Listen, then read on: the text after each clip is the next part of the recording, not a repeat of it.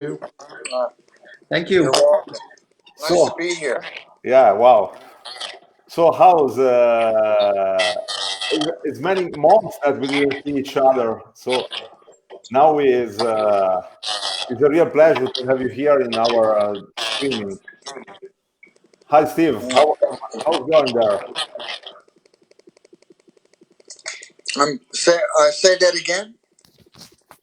How is going there in USA now? How's it going? It's going here. I mean, we're just like staying home. We just go out if we have to get some groceries, but just sort of staying away from everybody right now. What about you? In Italy, everything is in this moment. The premiere is going online and say what we the second steps to be. We start on the May 4th. How is it in Denmark, guys? Uh, Uh, in Go ahead. Denmark, we are the prime minister is saying that we know more about everything on May 10th. Maybe some more stuff will open up, but right now all venues and festivals and stuff are closed down. So Yeah. Dan, can you put a little bit the camera down because your face is like this? But Alex, I cannot hear Steve. Can you Ok, fix fantastico. that No, problem? it's not a Is it problem. better now?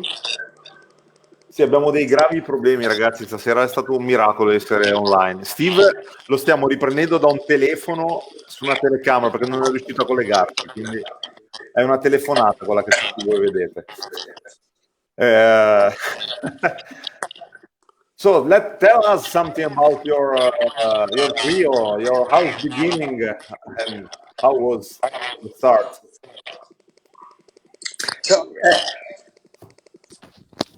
go ahead, Steve. Well, I couldn't understand what his question was. What is it, Michael? Alex is saying, how did we all meet? How did we all Meet? meet? Oh, we met at the at a summer school session outside of Copenhagen. Michael, you can explain that better than I can. Yeah, What I the name can. of the program? Yeah, Steve was in Denmark, I guess, maybe 8 years ago for a week at a summer school. And it's a place where there's like the musicians from all over the world come there to give a week-long workshop. And I was there, and we played some of my music at a combo, and Steve and we talked a lot about music, and I gave him a CD that I had recorded with Dan, and then I said to Steve, well, if you have time sometime soon, we would love to invite you over and do a trio tour. So that's what we did, and the first time we toured all over Scandinavia, playing I guess around 20 shows or so, and it was a really big success. And we recorded our first album. So yeah, from then on, it was just a lot of fun. Yeah, we have. How many years ago was it that we met? I think it was the first tour was in 14, so I think we met in 12. Wow. 12. Right. And Yeah. something that you say in the master class that I've been there, that with this trio, your way to play is completely different because you have a Hammond. Can you explain us how the different to play with a normal bass or with a Hammond? Yeah, it's well, first of all, Michael and Dan, they've been playing together for a long time, and they've developed some kind of magic that from playing together for so many years. and I just try to lock in with that because it's the music is unique for organ bass, and it's a challenge to lock it in, but once we do, it's so much fun, and so it makes us just keep coming back for more. That is good. And Dan, so when you play with Steve and Michael, Steve follow you. So how is the feeling to play the Hammond with Steve Gadd? Well, it feels great, I can tell you. But can you do something about Steve's sound? I cannot hear him. Yeah, I can't do it. You can't do anything. Yeah. Okay, I just got it out. Well, it's great fun to play with these guys, and well, it's a shame that we didn't go to Japan here in March, but looking forward to playing We have some more. We'll reschedule. We'll have some things to look forward to. Yeah, to reschedule is a world problem now. When to reschedule everything? Yeah, exactly. But yeah. But you know what? I was really looking forward to going out and doing this tour too. I have so much fun playing with Michael and Dan, and also there's Eddie Yarrell is a friend of ours, a drummer who plays percussion sometimes with us, and it's a lot of fun. I'm so I'm sad that we couldn't do it. I miss playing the music, but hopefully we'll be able to reschedule. Of course, Steve. We're supposed to have a tour in the summer, but I think everything, all festivals and promoter, they didn't know yet what will be, but we just hope everything will be fine. But let's see. So tell us something about your music, Michael.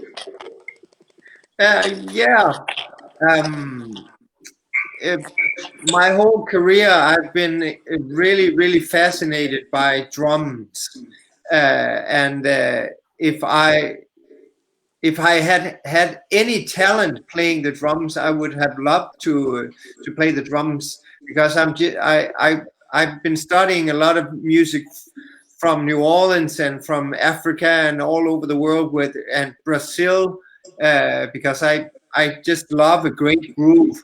If you find a great groove, that's just that's kind of all you need to feel the music, and that's definitely what I try to do when I write songs for this band. I try to have a focus on the rhythmical drive and the groove, and I have some ideas of how the groove should lay, and then when we meet up, the three of us, Dan and Steve, they are amazing at just finding out a special way to play my music, so it sounds really unique and like no one else would play it. And that's one of the, I think, the biggest, the most positive, the best thing about the band is that Steve and Dan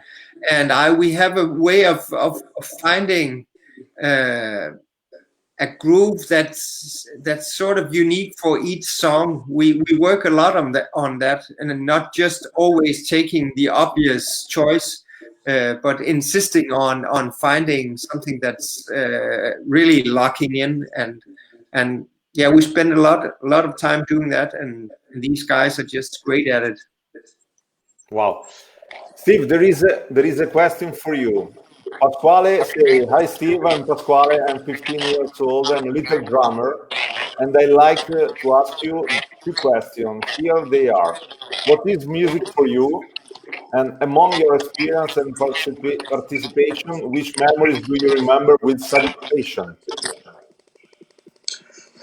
Alex, you're going to have to say that again. I can't understand everything. What is music for you? The first question is, what is music for you? Music is, I mean, music is my life. Um, and when you can really, when everyone's in agreement and you can really lock it in, it's like, it's the truth. You know what I mean? It's like music is the truth. When it's really happening, it's you can't deny it, and it means everything to me, because when you can lock it in and you can find that agreement on the bandstand, and then even when you can connect that with an audience, that kind of energy makes me feel like I don't need as much sleep. Everything, life gets easier, and so that's why I keep trying to lock those grooves in, because it makes my life feel easier. Yeah, there is another question, and Max, is a very Italian great drum player, asks something about Buddy Rich, because Buddy in the interview say that Steve will be the historic drummer. So if you can tell us something about Buddy Rich.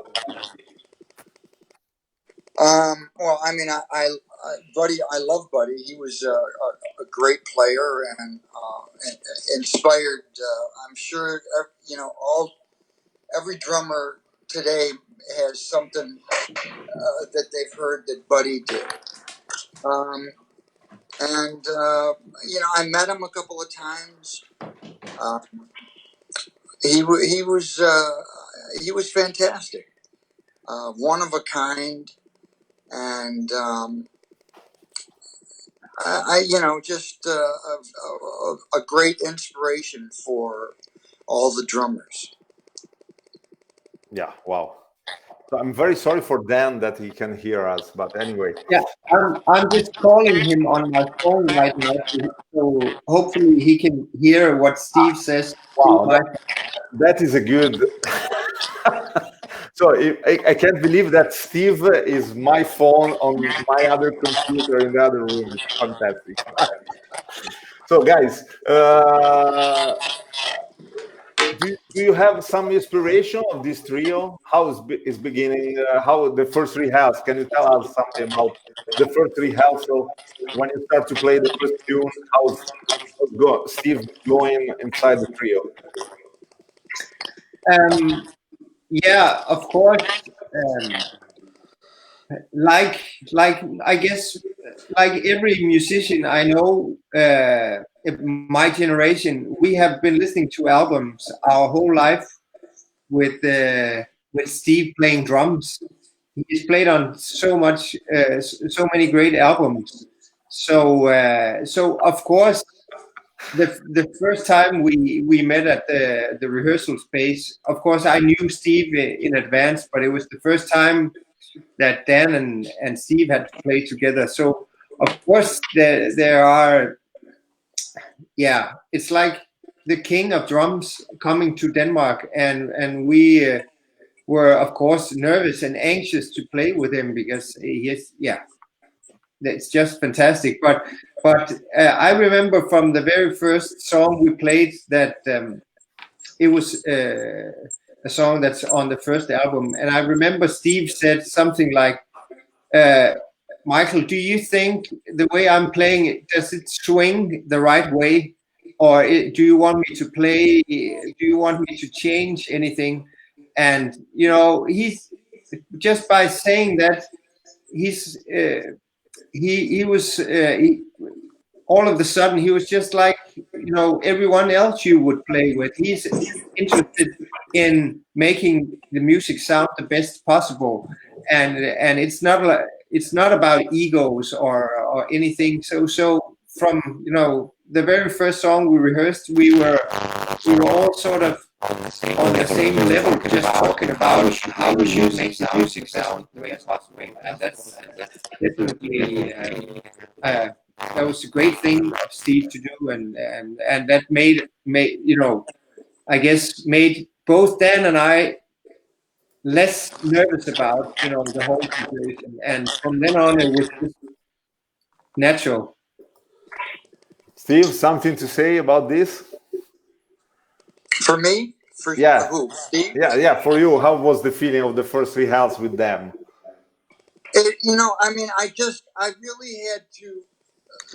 Those guys have a thing, and you know, for me, the challenge was trying to lock in with what they were doing, because it was magical, and it sounded simple, but you know, like when you really you can tell when you're playing music whether it's happening or not, and but one, you know, so it was I had to learn how to lock in with what they were doing, because it was so beautiful, and so that's what I did, and that's what I continue to do, and I think that's what we all do together. We just try to lock in and make it comfortable, and come to an agreement. Okay, so we're all contributing. It's not up to any one of us. It's up to the three of us to come to an agreement, and make and try to, and that's the challenge every night. And with these guys, you know, it's been fun. We have fun every night. It feels great. So there is a question for Michael.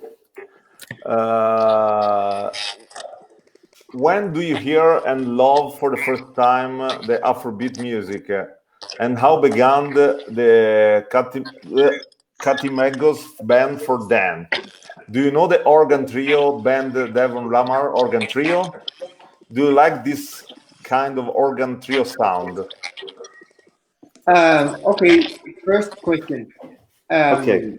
Yeah, I've been in love with African music for a long time, and I especially like music from Mali, and there's a lot of great music. I've listened a lot to Oumou Sangaré, a singer from Mali, and there's a lot of great grooves in her songs, and there's also, of course, the great Fela Kuti. He's not from Mali, but that's definitely also something that I've listened a lot to. There's a wonderful drummer playing in Fela Kuti's band called Tony Allen, and I remember we listened to some of that in my car driving around Denmark on the first tour. Steve did not know a lot of the songs, so we listened a lot to Tony Allen, and he's just a really, really great drummer who has such a light touch. It's like I normally say, it's music without backbeats, and that's really, really, really special. And I didn't know the stuff that the guys were the question about if I knew a band. I didn't know that band. No. No, I mean, Dan, do you know the organ trio band Devlon? Wait, Devlon. Okay, this is the question. Devlon Lamar organ trio. No, I'm sorry, I don't. You don't know? Okay. No. And one question for Steve. Your famous groove of the historic solo at my college was inspired or created with the influence of the book Stick Control. Alex, say that again. Okay. Your famous groove of the historic solo at my college was inspired or created with the influence of the book Stick Control. And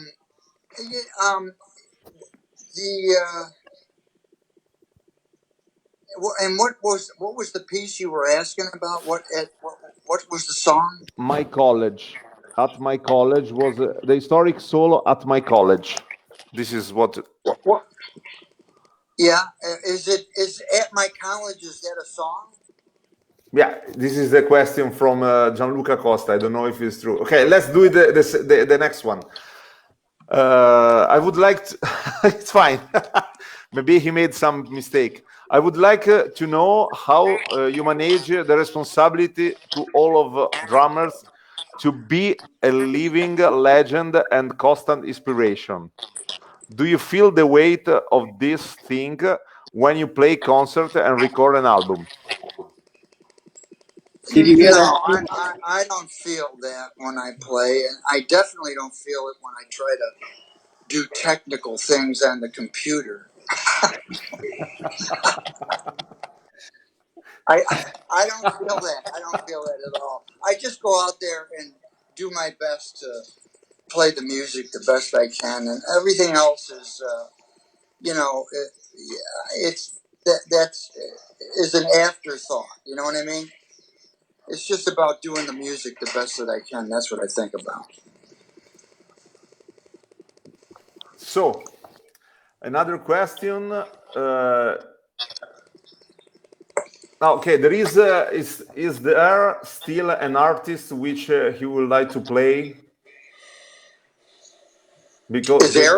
there is an artist that you will love to play that you never play with. I think the right question is this I one. don't. I don't really. I don't think about that. I enjoy the people that I do play with, and it's always great to meet new musicians and share ideas. But I don't sit around thinking about, uh, you know, who I wish I could play with. I don't do that. Okay, guys, I have a question for the trio. I Yeah. see that I've been touring with you many times, and the stuff that really impressed me, is the way that you are very calm. And the most important thing of this trio, I think I never saw in my life, is how long would it take the sound check. You fix the sound very well every night, and during the sound check, you play maybe not all concert, but almost many songs. And can you tell us the secret and why you make it like this? Because it's very, very particular. Yeah. I mean, Steve, do you want to say something, or should I say something? I'll just say that's a. I mean, the sound, being able to hear each other when you're playing live is, or anytime, is very important. And when you're playing live, we have monitors and we have PA, and it can get really tricky with the level of each one of those things. So it's important to really fine tune it. So what's happening in it? Oh, we lost Steve. Michael, can you go ahead and go to see if something happened? Yeah, but yeah, Steve is totally right about that. We work a lot about work a lot on being able to hear each other really, really clearly on during sound check, and we try a lot. We play new venues every night, so every night it's totally different, and sometimes we'll move the monitors a bit, and we have also tried that we changed places on stage to see if we could make the best sound possible, so we don't have to so we play off the sound of each other acoustically, so we don't have to rely too much on the speakers, and so it's really necessary that we can hear each other almost acoustically on stage, and then the monitors, of course, will help with the last part of it, making the sound just perfect. So it's easier for everyone to lock in the groove. Now it's just you and I, Dan. Hi, Michael. Can I ask you a question? Yeah, do that. When you hear a new song, for instance, one that I write, it seems that within you playing the song maybe like 5 to 10 times, then you have all kinds of ideas of how to shape the music. Where does do you have a way of approaching this, or is it just something that happens? Because I hear you're trying out all kinds of ideas, and then all of a sudden the right thing comes, and you stick to that. How do you work with that? Well, kind of what you just said. I played 8 or 10 times, and then it falls in place somehow, right? With the, get to know the melody and the lines, and yeah, it takes it takes some time to get to know a song real well, right? Yeah. So and yeah, there pop up some ideas on the way, and try some things out, and usually it fits, right? In the end. Definitely it does. Yeah. So Hey, Alex, hi, you're Steve. back, and Steve, you're back. Yeah, Steve is back. Yeah, and the thing when we're working out a new song, one of the things that is important is for Dan and I to know, have an idea what the bass line is going to be doing, whether it's going to be, you know what I mean, whether we're going to walk or whether it's going to be simple. And, we decide, after playing the song for a while, it starts to fall into place how to approach different sections.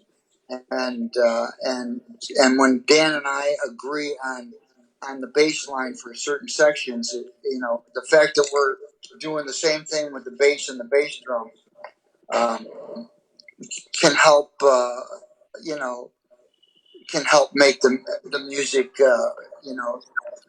evolve as we play it.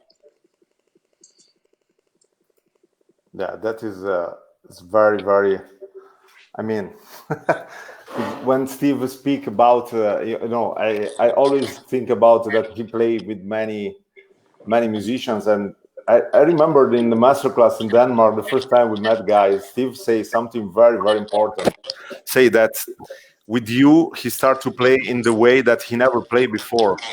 That really impressed me that Steve say that. Do you remember, Steve, when you say that in the masterclass?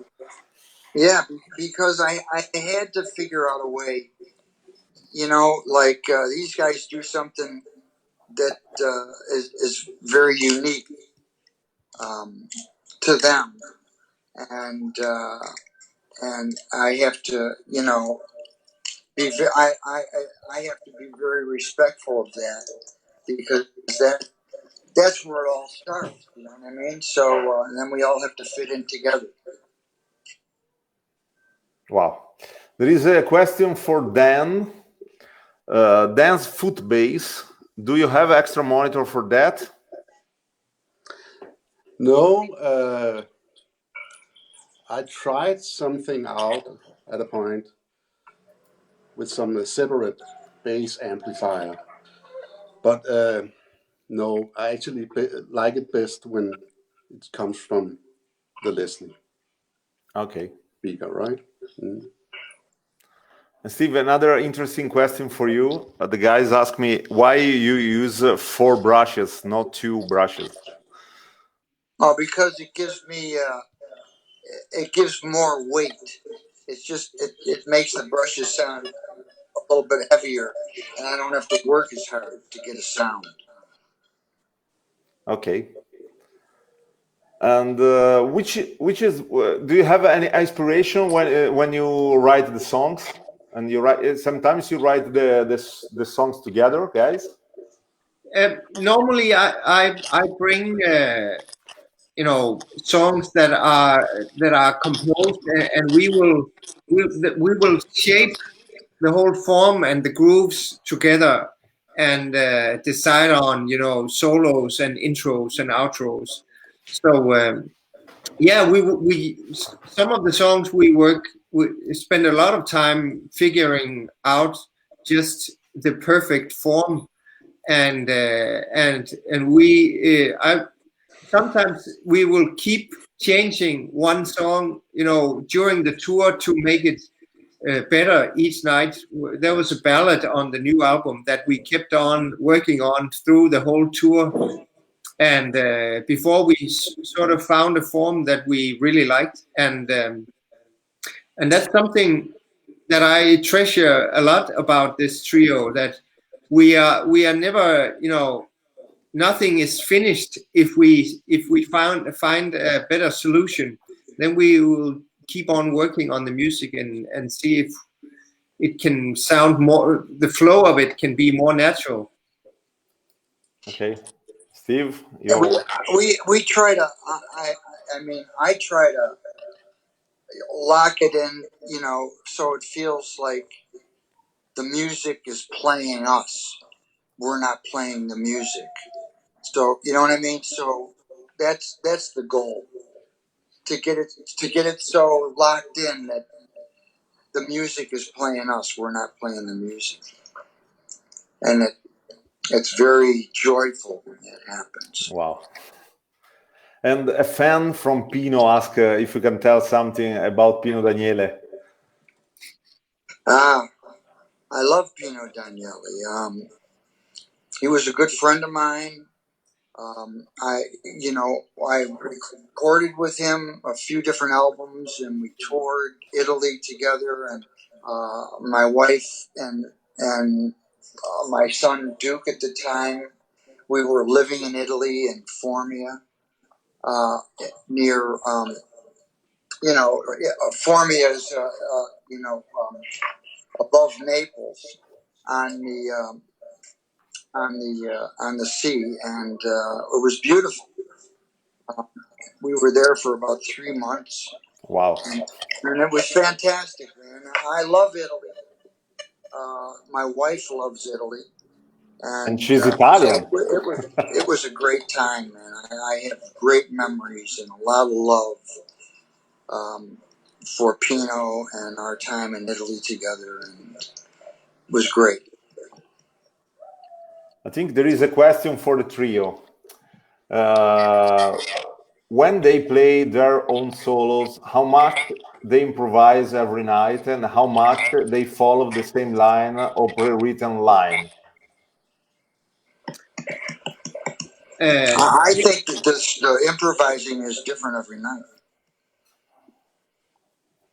That's the one thing that's the one place where you have the freedom to try different things, and then there's other parts of the compositions where you go back to a certain part because that makes the groove feel good. But the solos it's open for people to be creative, and that's the time where you could do some different things. Yeah. Michael? Yeah, and that's in the solos. That's where it really changes from night to night, and it has a lot of energy. I remember we played at a small cinema on our last tour of Italy, where Dave Weckl was listening to the performance, and we played 2 concerts the same night. And I remember something really magical happened on the second of the shows. The sound was just perfect, and I felt that I would my fingers and it was just playing me, like Steve said earlier on, and that's something that changes from night to night. That's one of the reasons why live music is so fun to do. Yeah. Dan? Yeah, you know, there might be some lines you play repeat some every night, but the weights of the lines also, right? So you kind of do some variations on. It's never the same solo, but Yeah. there might be lines that's repeated, right? Yeah. Steve, there is a guy from Italy ask you if you will be on drums with the Eric Clapton 2021 concert. You know what? It's hard to say right now. We were supposed to do some things together, and they've gotten postponed. So it depends on how things get rescheduled. You know what I mean? We're still waiting to see how everything's going to come around, and it's a little confusing now. But I hope. I mean, you know, I had plans to play with Eric. We were supposed to do it, and like everything else, it got postponed. So hopefully it'll be rescheduled. Yeah. Another question for Steve. Is the garbage plate still a popular thing in Rochester? I'm sorry, is what? Is the garbage plate still a popular thing in Rochester? Oh, the garbage plate, Nick Tahoe's. Well, I think it is. I mean, I don't eat that anymore, but I used to, and I think that it probably is still popular in Rochester. I even didn't know what is that, but anyway. What is the garbage plate? Nick Tahoe's, they make these great hot dogs with hot sauce, and they have like different kind of macaroni salad, potato salad, all French fry. They just do this plate of not real healthy food, but very good tasting things, and I must admit that when I was growing up in Rochester, like they stay open late. And it was a popular place for musicians to go after the gig and get some food before they went home. Wow. But I don't do that anymore, though. I don't eat that way anymore. But I have to say I did enjoy it when I did. And another question for you. Max asked you, who was your idol when you were young? Your hero.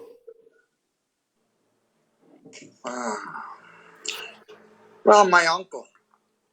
Oh, wow. My uncle, he was. My family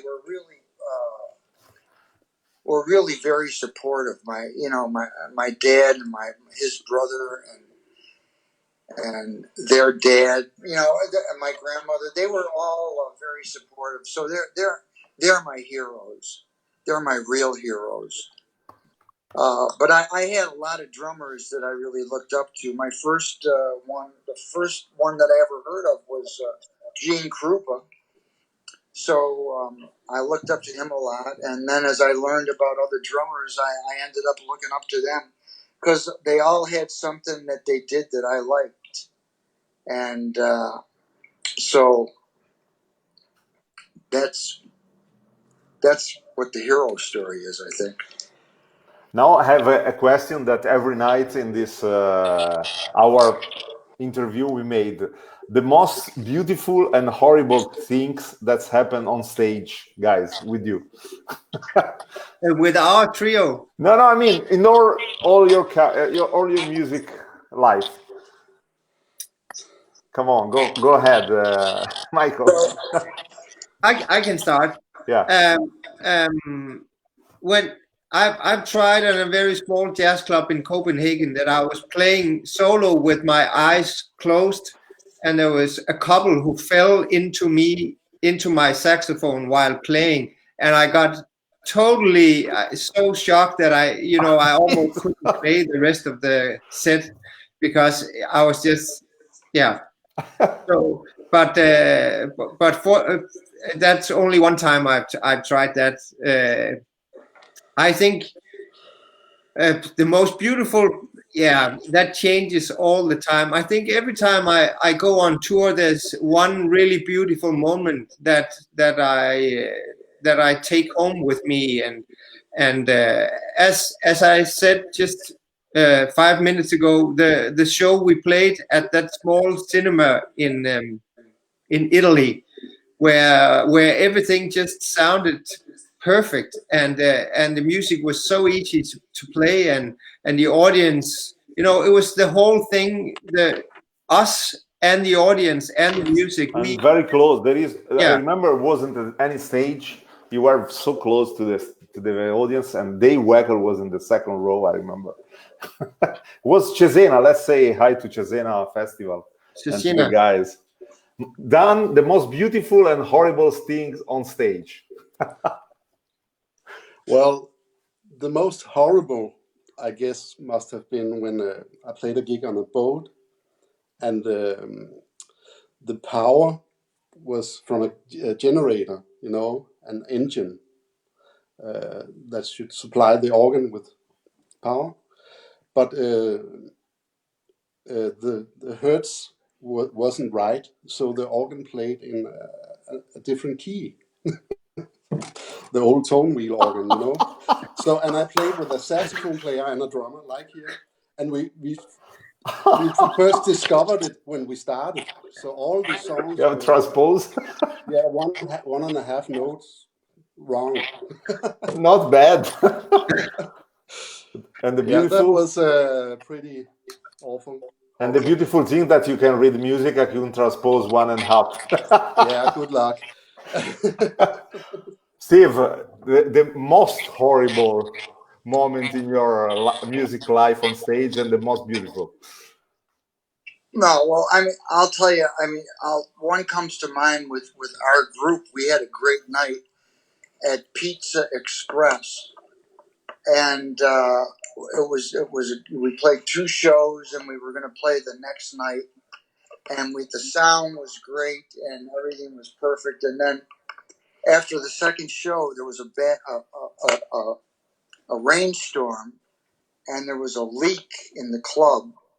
So everything we had to completely move everything, and get it out of the way, and then reset it back up the next day. So it was like a beautiful night, and also a very sad night at the same time. Yeah, it was like 1 minute after the last song we played, the rain started pouring down on stage, and I remember we had to save the Hammond organ for not, the rain was just pouring down in it's a basement jazz club. It was totally crazy. Yeah, I can imagine. Yeah, because the people don't know, but the Pizza Express has 2 floors. The club is downstairs, so it's under the street level. So guys, it's 44 minutes, so the time fly. Okay, another guys say, Steve, I have your Yamaha that you use in the 1989 tour with Michael Brecker. He bought your Yamaha. My what? Your Yamaha drums. Okay. Max bought after your tour with Michael Brecker. He bought from Yamaha. Oh, fantastic! And he sleep with the drums every night, And guys, the owner of the Druso Club in Bergamo send a big hi to all of you, and I want to send a big love for them, because Bergamo, I don't know if you know him. If you know, Bergamo is full of coronavirus. Bergamo and Milano, all that area is very dangerous. And Davide, thanks God, and his family are okay, but he sent his love, and he want to send the love to all of you. Thank you. And we send him our love. Okay. I remember, Steve, you remember the Bergamo lunch. It's not Davide's fault, but anyway. We have the most horrible lunch in my life in Italy. But it's not Davide's problem. It was horrible. We choose a wrong restaurant. So another guy asked you if during the pandemic you're at home, if you write music. Say that again.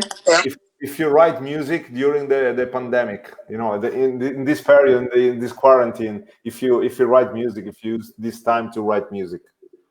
Yes, I've almost written 4 new songs for the trio. I sent 2 to Dan and Steve that we were supposed to try out on the Japanese tour that was canceled.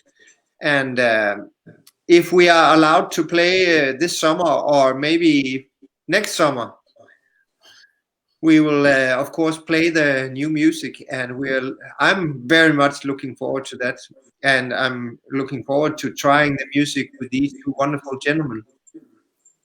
Me too. I am too.